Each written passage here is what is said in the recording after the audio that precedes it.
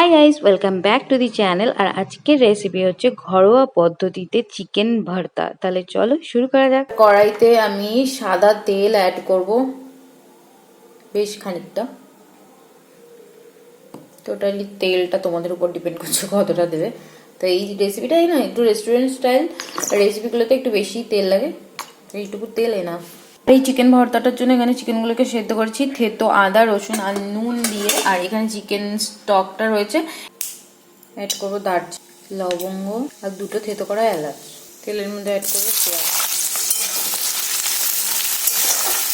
সেটা ভাজবো লাল করে। পেঁয়াজটা দেখো আমার ভাজা হয়ে গেছে। এবার এর মধ্যে অ্যাড করবো আদা রসুন বাটা।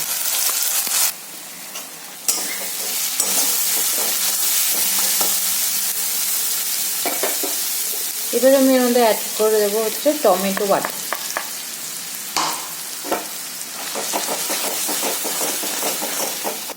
অ্যাড করবো হলুদ গুঁড়ো, এটা হচ্ছে ঝাল লাল লঙ্কার গুঁড়ো, এটা হচ্ছে কাশ্মীরি লাল লঙ্কার গুঁড়ো, 1 চামচ ধনে গুঁড়ো। নুনটা দেবো স্বাদ মতো, কারণ যখন চিকেনটা সেদ্ধ করেছি তখন নুন দিয়েছি ওর মধ্যে, তাই জন্য নুনটা একটু কম দেবো এখন। এবার ভালো করে মশলাগুলোকে কষিয়ে নিতে হবে। ঠিক এইভাবে দেখো আমি মাংসগুলোকে ছাড়িয়ে নিয়েছি সেদ্ধ করার পর। এই যে হাত দিয়ে এইভাবেই ছাড়িয়ে দিতে হয়ে যাবে।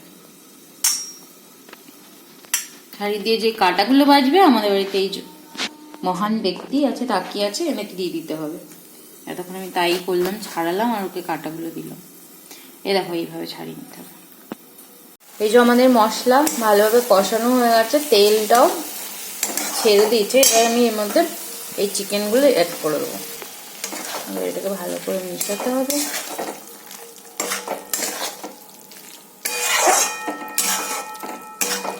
অ্যাড করার পর এর মধ্যে আমি অ্যাড করে দেবো টক দই, 2 চামচ অ্যাড করলাম। আচ্ছা, দইটা অ্যাড করার সময় গ্যাসের ফ্লেমটা একদম কমিয়ে তারপরে গিয়ে দইটা অ্যাড করবে, ঠিক আছে? এবার এটাকে ভালো করে মিশিয়ে নেবো আর 2-3 মিনিট মতো রান্না করবো।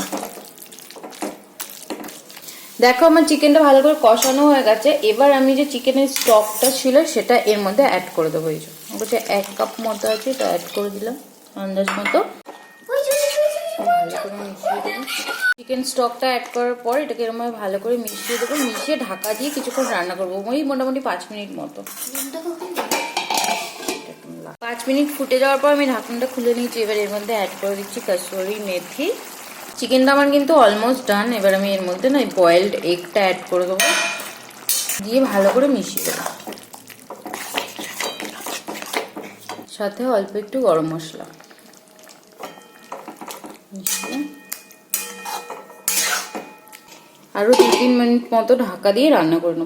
আচ্ছা, এই রেসিপিটাতে তোমরা লাস্টে অবশ্যই করে ফ্রেশ ক্রিম অ্যাড করবে, যেটা কি ক্যাপচার হয়নি, আমি অ্যাড করেছিলাম লাস্টে। এটা দেওয়ার জন্যই কিন্তু এর টেস্টটা একদম ডিফারেন্ট হয়ে যায়। অবশ্যই করে এর মধ্যে ফ্রেশ ক্রিমটা অ্যাড করো। আর রেসিপিটা কেমন লাগলো জানিও, ভালো লাগলে লাইক শেয়ার অ্যান্ড সাবস্ক্রাইব করো। টাটা।